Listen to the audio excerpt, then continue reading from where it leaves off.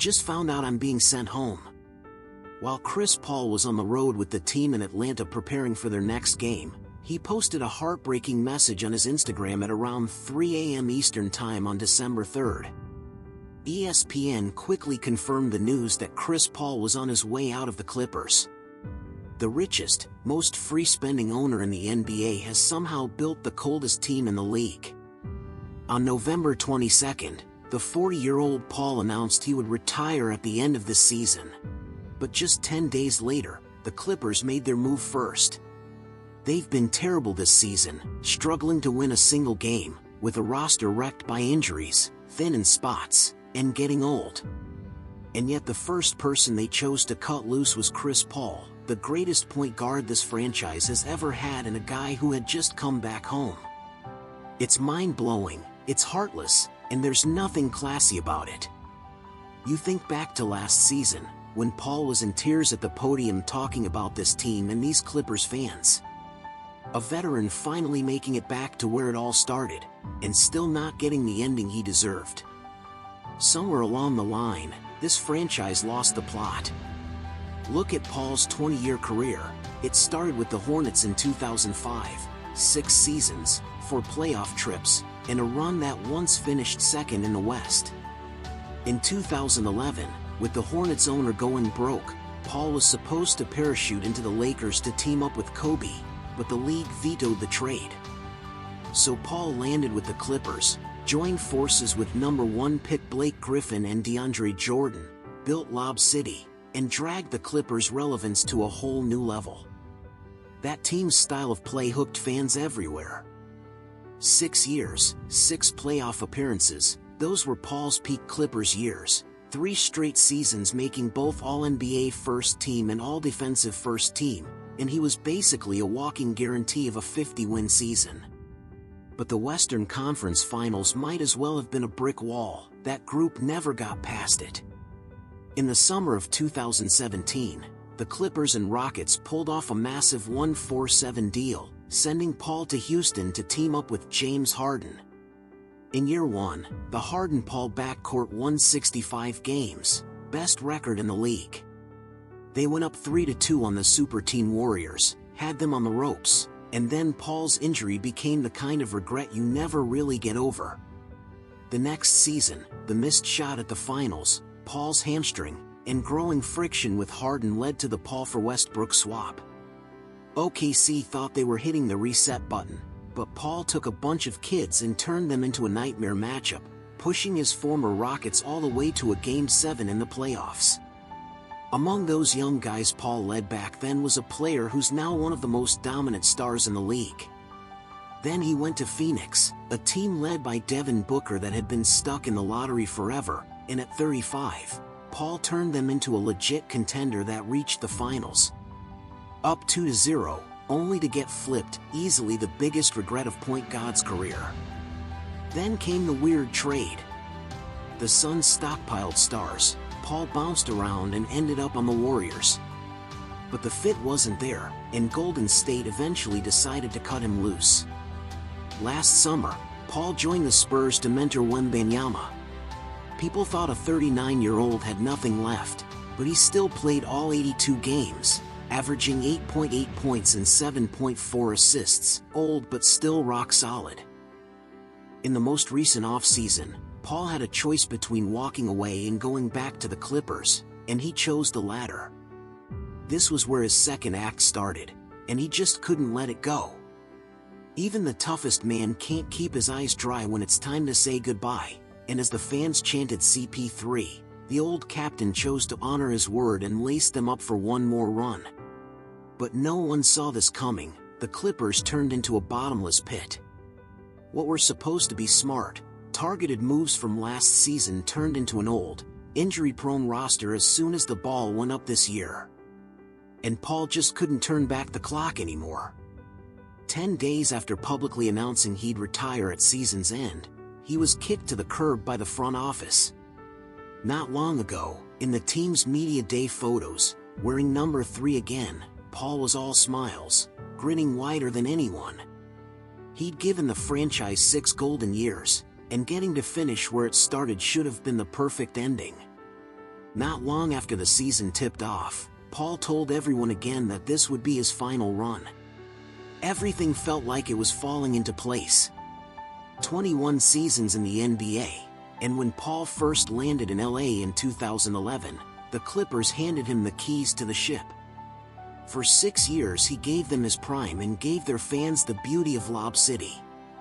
From the New Orleans Hornets to the Los Angeles Clippers to the journeyman stops that followed, Paul's career has always carried a sense of unfinished business, but the Clippers have always meant more to him than just another stop.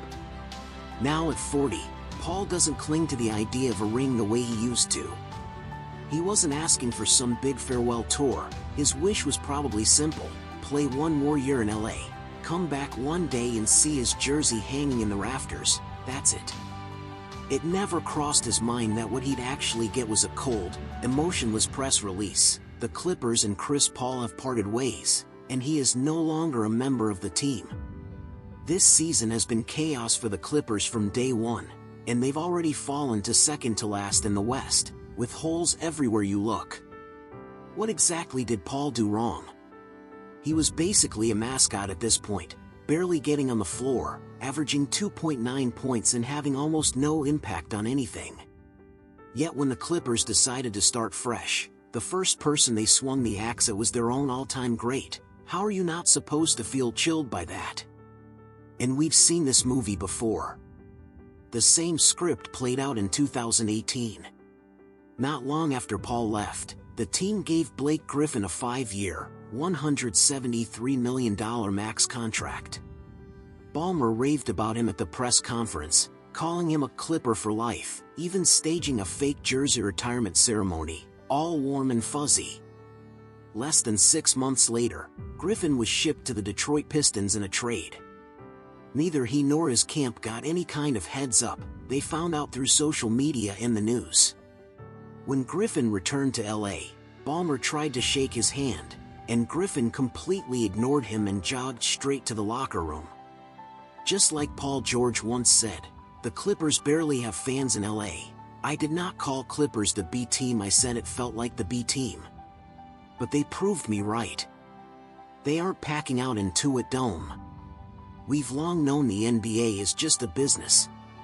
But what the Clippers did to Paul really pushes it to another level. This isn't just business, it's the kind of business that rips people's hearts out. Now that the Clippers have sent Paul home, what's next for him? Retire on the spot?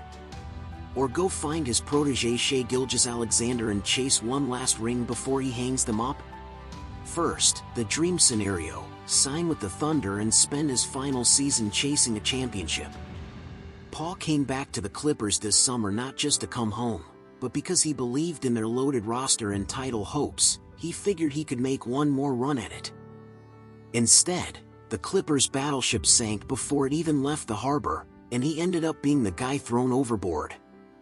Sent home in the middle of the night. To be honest, there's a reason this Clippers team is such a mess. If this is how you treat the greatest player in your franchise's history, it's basically a public slap in the face to a Hall of Famer, with zero respect.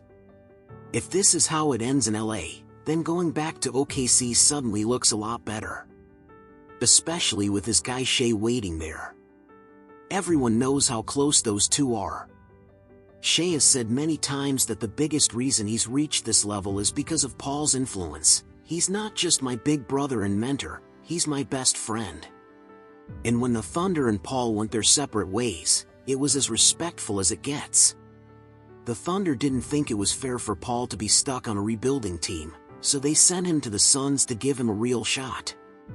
GM Sam Presti has publicly praised Paul as a great leader who does everything right on and off the court.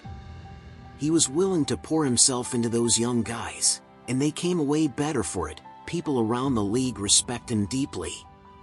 With all that history, going back to OKC would be a very natural move. He'd be appreciated and respected there. Maybe he doesn't play many minutes, but in the locker room he'd absolutely still matter. On top of that, the Thunder are defending champs and the current title favorites. They've started 21-1, and their dominance is obvious to anyone watching.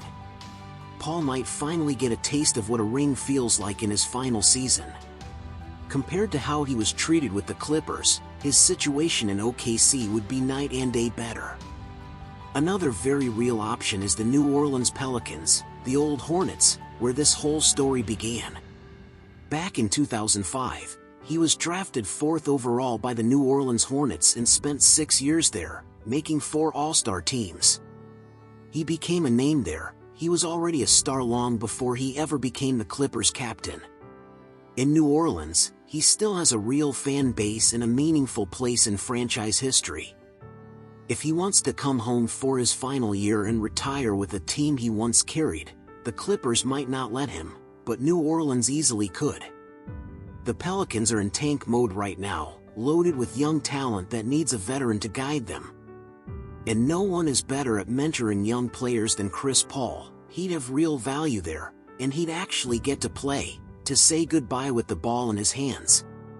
The worst-case scenario is that he just announces his retirement, and fans never get a chance to say a proper goodbye. Honestly, the way the Clippers handled this was brutal for his pride. Yes, he hasn't been good this season, but a bad record is not all on him. He's on a vet minimum deal that barely moves the cap, yet he was the first guy they cut. Then they immediately put out a statement saying he's no longer part of the group. Of course that's going to sting. He'd already said this would be his last season, that he'd play it out and then walk away. Getting waived like this completely wrecks that plan. So there's a real chance he just calls it right now, gets cut by the Clippers and retires on the spot, ending his career right here. So what do you think Chris Paul does now that he and the Clippers have split for good? Let me know what you think.